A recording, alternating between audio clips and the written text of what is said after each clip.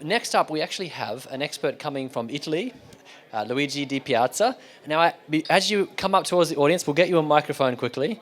I actually have a question for you, and that is, I originally thought you were from Aeroporto di Roma. Are you from ARD Ventures or Aeroporto di Roma? So that's the funny thing. Hi, everybody. So ADR Ventures, let me just go on this. Come over here.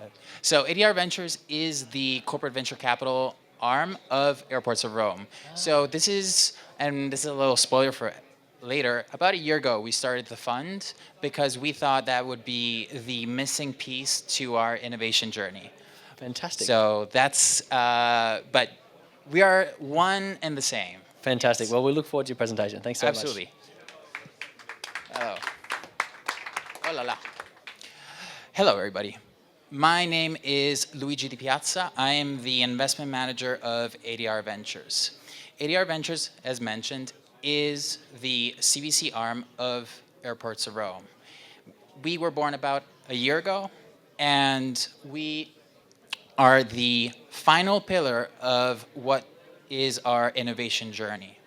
In the depths of COVID, when the industry in our business stopped 98% down in a day, no flights, no passengers, no planes taking off, we thought that moment of crisis could have been a moment of opportunity. And that's when we started our journey. We started designing what is now the, this way? I think the clicker is not. A little spoiler. Cool. All right, the innovation journey that we were on, we started about 3 years ago.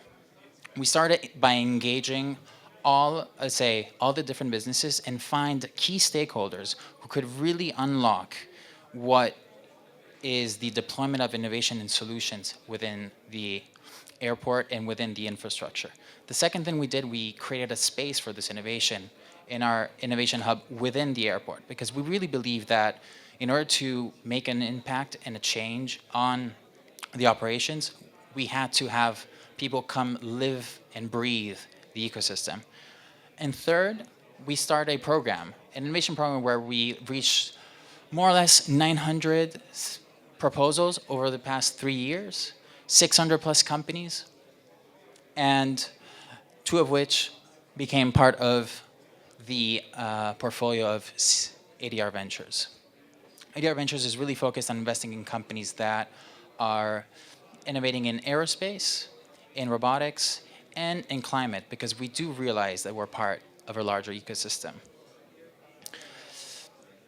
We ourselves are on a journey of our own decarbonization. We will be net zero before 2030. We're opening this year our solar farm. But again, we realize we're just a part. We're a middleman.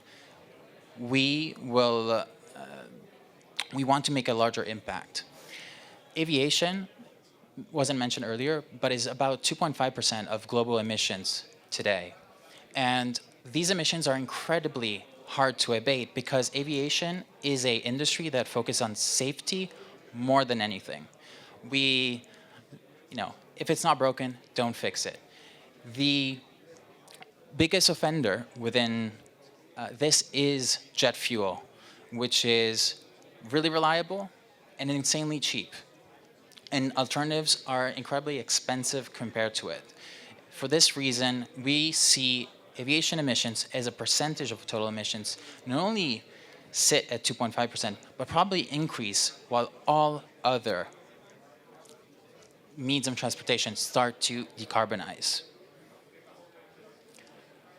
The 3 ways and the 3 main levers that we see today is a way to decarbonize and makes aviation more sustainable is really rooted on increasing the operational efficiency of everything that relates to airplane operations.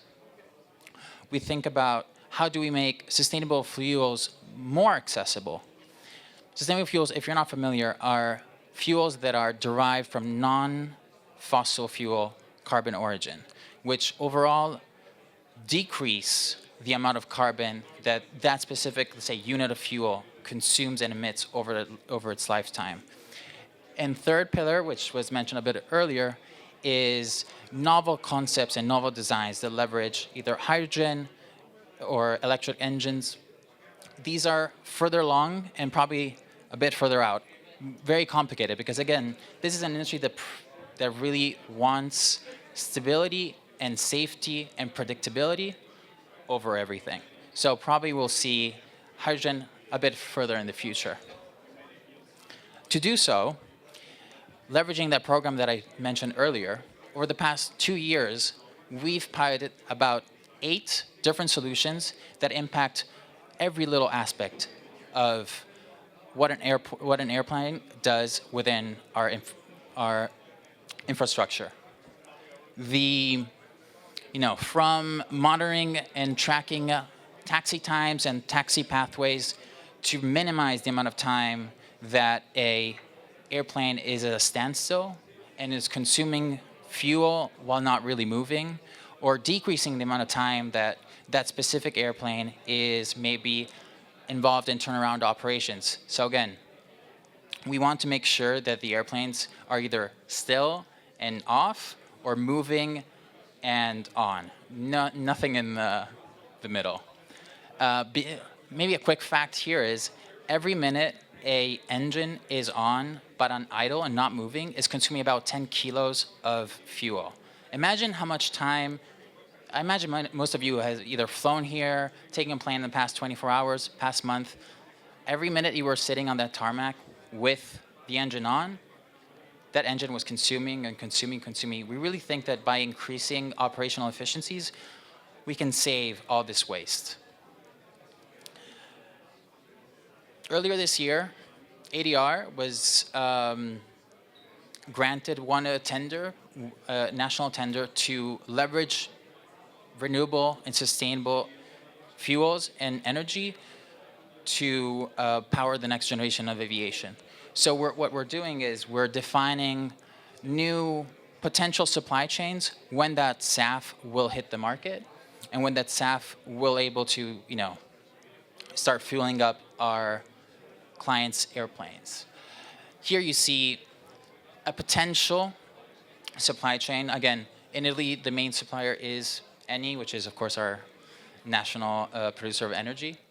But we're already thinking about what are the different ways. Because, again, SAF, the great advantage of SAF is that it's a drop-in fuel. So you can think about adding it to your reserve, either closer downstream or further upstream. It really depends on volumes. And the biggest issue here is cost. How do you make SAF a cost-effective alternative and fuel for aviation? Last but not least, hydrogen is something that we're also thinking about. Again, it's further along. We're probably looking at use cases that look at powering either energy generation or powering smaller vehicles from trucks to cars within our land side. The main issue here, again, is producing hydrogen is really complicated. It's really expensive. Transporting hydrogen is either ammonia, and so potentially chemically, that's a nauseous gas. It could definitely kill someone if you're not properly protected, or you need to store it and transport it at a cryogenic temperature, which involves a lot of energy and a lot of complexity within the supply chain. So we were looking at this as let's plan what it could look like, but we're definitely taking a little baby steps. And with that, again, aviation is, if there's one thing that I'd love for you guys to take home, is that we're doing our best, but it's incredibly complicated to decarbonize because safety of our passengers and of the entire world who is moving is the top priority. But people like us are trying to push the envelope forward. All right. Thank you.